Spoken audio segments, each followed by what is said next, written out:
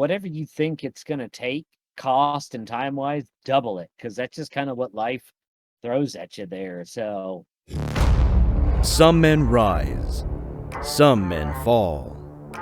Some help others to reach the top, while others stand watch. Who are we? We are the risk takers. We are the fighters. The regular everyday men, the downtrodden, and the uprisen. And this is The Daddy Show. Ladies and gentlemen, welcome back to The Daddy Show. We have a great one for you today.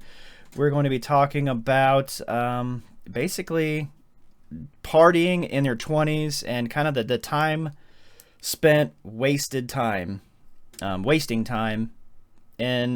especially in my 20s. For some people, it probably happens in their 30s and such, but for me, it was in my 20s, and we're going to kind of go over kind of how that led to some of the issues I had in my 30s and how that set me up all through my 30s and 40s to basically be playing catch up on things that I necessarily wouldn't have to play catch up on, or things that I'm looking to do now that would have been a lot cheaper then. So again, we've got a wonderful guest here today to help me out with this.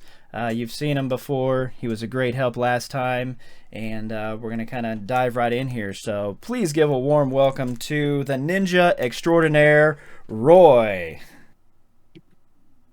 Yeah. Hey, thanks for having me. Perfect. What we need to do is maybe just get a picture of you like doing a kick flying through the air, and we'll just edit that in. And then just, yeah. just a little miniature Roy flying across the screen. We spare no expense at our graphics department here. F and A. Well, thanks again for joining, and thank you. Yeah, I'm looking forward to another good discussion here, and yeah. So I guess we'll just dive right in. That, you know, I know we talked about one of the things facing young men when I was a young man, and I'm sure is facing people today, is, you know, balancing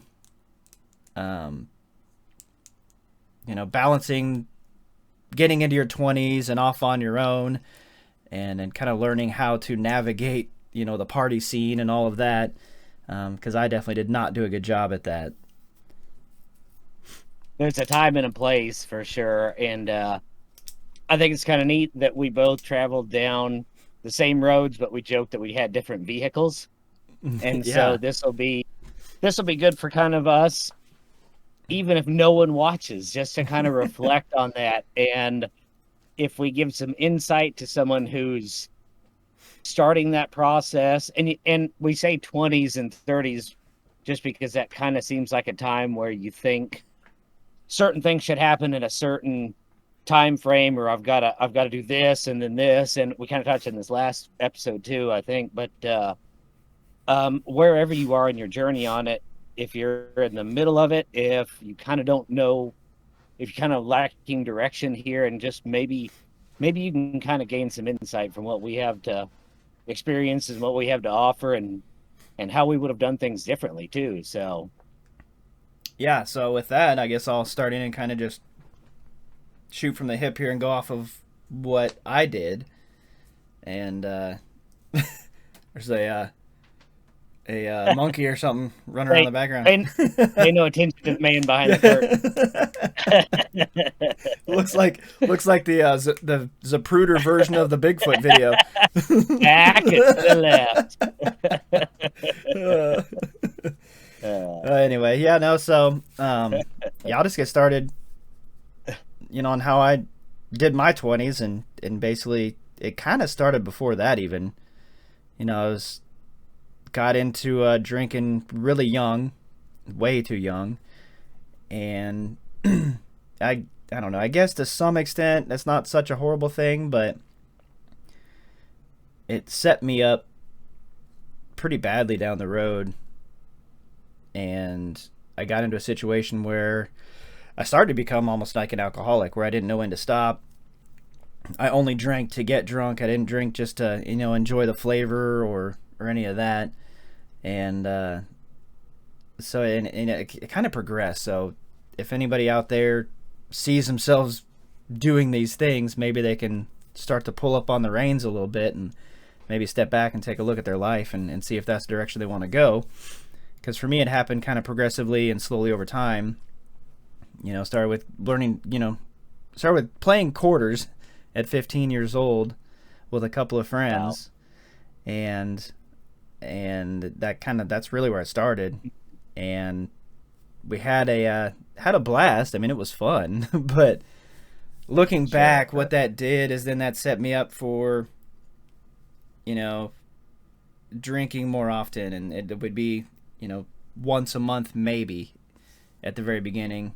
We'd get a hold of some alcohol and go hang out and go drink down at the pond where the parents couldn't see us, and being out in the country, that's kind of a, probably a norm actually, unfortunately, when there's not much else to do. but yeah, when you can get away from the house far enough that when the street lamp comes on, or the our yard light is what we had, when that comes on, your parents can't see you. So it's kind of a bad thing looking back, but no. So I started off just here and there, and then just progressively got to almost every weekend, and then other friends would hear about it, and they would come out, and even on like a Friday night and Saturday night, whatever, it didn't really matter, but they'd just come out and they'd just show up randomly, and if they knew I was home, and so they'd just drop in, we'd go out, drink in the driveway or out in the barn or something, and just kind of out where my parents couldn't see, and yeah, so we did that, and then when I finally did graduate, that just snowballed. The activity continued.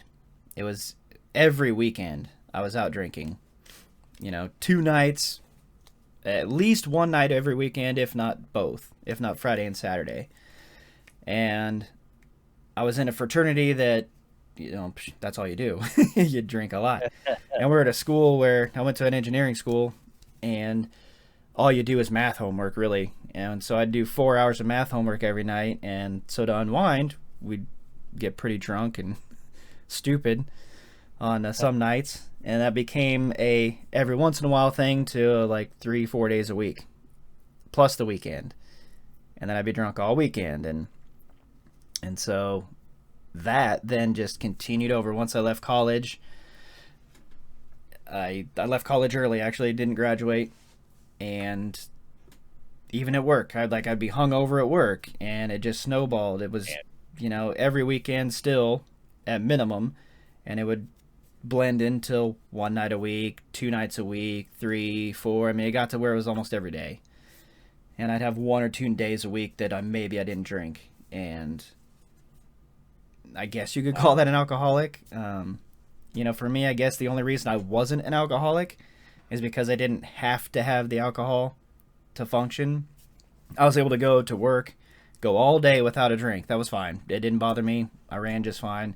But as soon as I got home, I'd start drinking and go till I was damn near blackout. So, so I definitely fit the definition. I just think the only reason I didn't ever really become one is because I was able to control it during the day, and I didn't have to be drunk all day long, as what we normally think of alcoholics. But I definitely would throw myself in that category with what I was doing. Sure. So of course, then get to be 21 and over, then you can go to clubs and bars, and that just made it worse. And I just did it more and more, and it just, enough wasn't enough. And I don't know if I was just trying to fill some sort of a void that I had, maybe something from childhood, some sort of angst I was trying to drown. I don't, I've got some hypotheses on a couple of things, but I don't know if that was really what I was doing or if I was just being an idiot. Mostly that's what I think it was. I was just being stupid. And hoping to, and going to the clubs and bars, and of course you're trying to pick up women, and then you're opening yourself up to more issues and things that can go wrong, and again, hungover all day Saturday, Sunday, not moving forward in my life and doing what I could have been doing to to progress where I wanted to be. And like you said, the places that we think we're going to be in our 20s and 30s when you're in high school, I wasn't doing anything in my day to day to get to those places. I just thought it was going to happen and thought, I'll just, tomorrow I'll do something. And tomorrow. And I did, typical procrastination thing, just kept pushing it off. Tomorrow will come, I'll do it tomorrow, and then, yeah, next thing I knew, the majority of a decade was gone and I had nothing to show for it. So, in a nutshell, that's my parting in my 20s story. So, man, there's a lot to just digest there, even though I know your story too. You know, it might behoove us to kind of look up what that true definition of an alcoholic is, because I think that addiction applies to a lot of different media, I'm not sure what the word I'm looking for there is, but you went down the drinking road. I was a smoker, and so we both had similar paths, and you touched on a lot of things that made a whole lot of sense to me. I was I'll do it tomorrow was a lot of that. For the procrastinator, tomorrow's going to be a really busy day, and I can say that with confidence now because I had a pastor once tell me that life is an oak tree that's got to come down. It's in your backyard, and the city's on top of you. You can't fall that oak tree in a day or a weekend, but if you go out and you take a couple chops at it every day, within a month, that oak tree is going to fall. And I know that's so cliche to say, but it really touched a chord with me there. So yeah, I mean, just to kind of recap on my story, right out of high school, I chased music. I'm a musician, and so smoking, so pot is like the musician's drug of choice, I guess. It's one of those. It gets a lot of slack from both sides, and I'm not here to say if that is medically something for you. I understand the benefits from it, medically speaking, for sure. But that's also a slippery slope, just like alcohol is too. And you say that you didn't classify yourself as an alcoholic, and I think both of us need to look at that and maybe define that better, because maybe we do fall into that category. Maybe that's the self reflection. Maybe that's just a hard term to put on for yourself. And hey, Ron, I know you. We've gone way back. You are a very happy guy, and so I don't see that stereotypical angry kind of drunk as as you would think would being a problem to friends and family and everything. You were probably a lot of fun to hang out with, and so I could see a circle of friends getting around you. And me being the musician type, it was always a party. Practices were a party. There was always people coming in and out, and collectively, you are the result of your friends. You are the result of what you digest. You are the result of what you feed yourself. And it's kind of easy to be the king of fools. Not to say any of your friends or my friends or anyone out there's friends are fools, but if you aren't surrounding yourself with those people that have those goals or inspirations or that drive or that heart that you look up to, you're not going to be pushing yourself there. So collectively, it was really neat between me and my friends, because we pot is kind of a gateway drug, and that's a slippery slope that you've got to carefully navigate there, and that is for every person to decide where they are on that fight and that journey, and what their life means to them. But my circle of friends pretty much all woke up at the same time together, and I remember it. I'll never forget. It was a Tuesday, and partying, like you said, it would be just from one day on the weekend to a couple days in the weekend, and then it kind of turned into the weeks. And it was just a Tuesday evening, and we all literally just looked at each other almost in the same moment, um, and said, "What are we doing? What are we doing with our life? What are we doing here?" And we all kind of talked about it, but we were kind of ashamed of where we were on that, not even a weekend party night, Tuesday night. And we all kind of went our separate ways, and I've stayed in contact with a few of us, and I'm glad I did. We all really sobered up and got clean, but it still took me a couple years to kind of clear my head of everything. Um so there's kind of our stories. Aaron, I would love to know that kind of point that it was for you.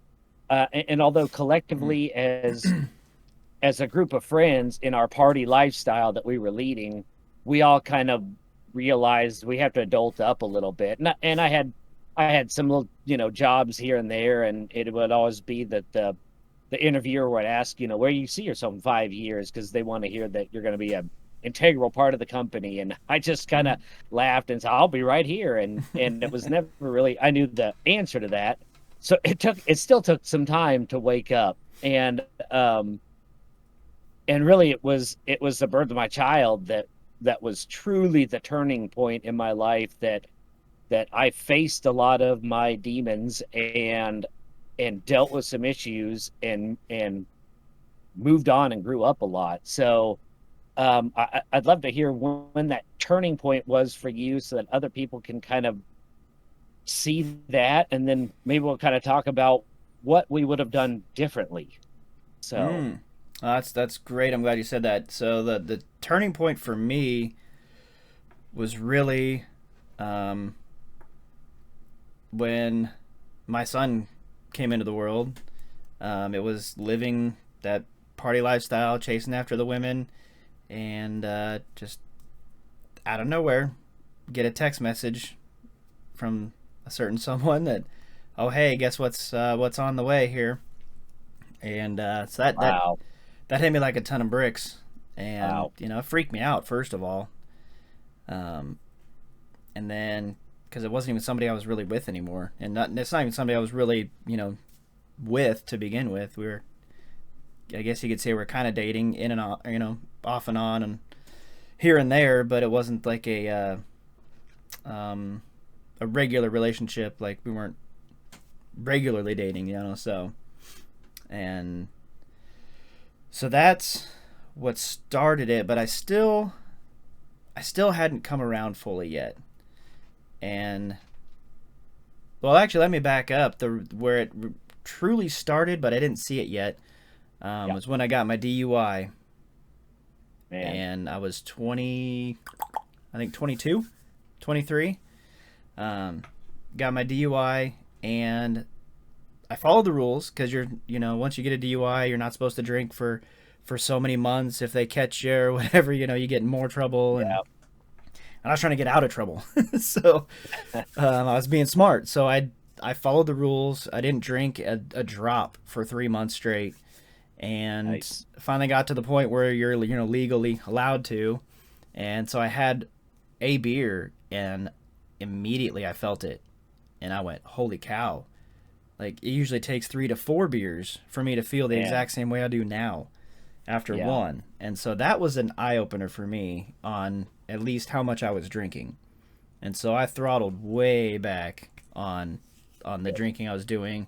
I'd still go hang out with friends, still go to the clubs and stuff, but I wouldn't drink as much. I still had issues here and there with overdoing it, but I definitely throttled back a lot, and both in frequency and the amounts when I did do it. So, but yeah, then once I found out about my son, that really woke me up and made me go, okay, I need to make some changes. And in doing that, what the aha moment for me was I can still tell you to this day where I was at. For anybody from our area knows what the Paseo Bridge is.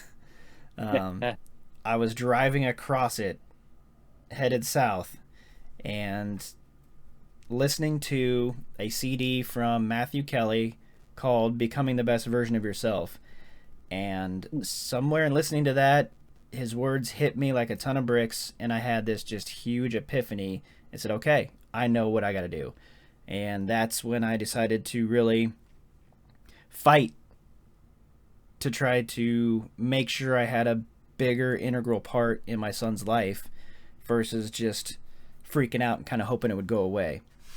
And so that's where I really turned myself around and started to go down the right road of doing what I needed to do, stepping up as a father, not really drinking hardly at all anymore. It's over a couple of years there. It still took a while to really weed that out of my life to where it's not an issue. And so now I have 3-4 drinks a month maybe. Sometimes a little bit more than that. Sometimes it depends. Month to month is different, but on average, I'd say it's maybe 5 drinks a month. So it's totally different now. But like I said, it took time. It's definitely not something that happens overnight. Change never happens overnight, especially when we're working on ourselves.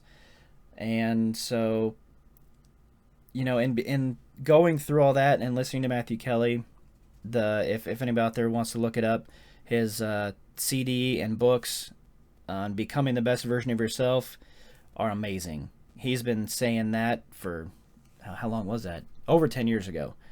I've seen a few people on YouTube, saying the same thing, which is interesting. I don't know if they've heard his stuff and they're just kind of putting out as their own, or maybe they did come up with it on their own. I don't know, but he's the first place I ever heard it, and it's so true. And what he says is that we become the stories we listen to. And, be it,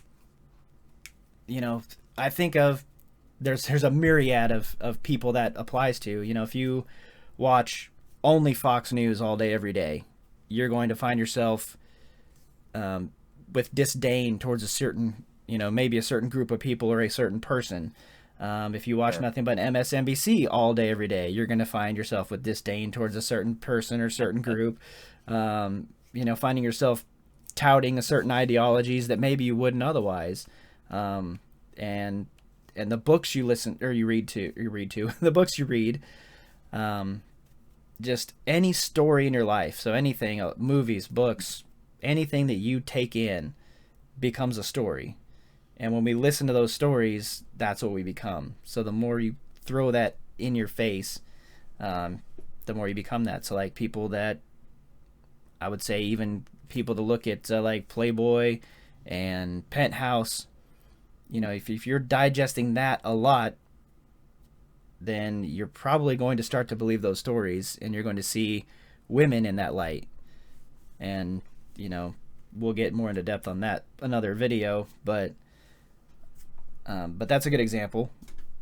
So we have to be careful of what stories we're allowing ourselves to hear and which ones we're listening to. So, wow. So I love that saying. That's right what I was trying to make a point of. You're the sum of your friends, but it's not just your friends, it's everything you're putting in your head. And that is hard these days too, because like we've talked about before, we have the world at our fingertips and there's so much out there, and you've got to weed through that. You are one of those dads that really stands out as a fatherly figure that I really look up to, and that's why you are one of those 5 friends that I have. And I don't know if we've touched on that, but in life you got time for about 5 friends, and that's very true. And so choose those 5 carefully and make sure those people that you look up to. I look up to you for a myriad of reasons too, but that attribute is what I value and what I want to aspire to be the most. And so having that good circle of friends, that those reading the right books that move you in the right direction, that is a lot of, I think, how lost we are once we're kind of let out onto the world on our own. um I would, I think it's safe to say probably the majority of people out there, excuse me, their 20s to 30s are probably kind of a wash because they're just figuring out who they are. And that's okay. I mean, you don't have to get out of school and get a car and a job and a wife and a house and a picket fence and a dog, and you've got to figure out who you are. But just collectively knowing, for me, where I was then, and if I would have kept that end goal more in sight, and if I would have Mm-hmm. pushed towards that on more of a daily basis, things would have been very different.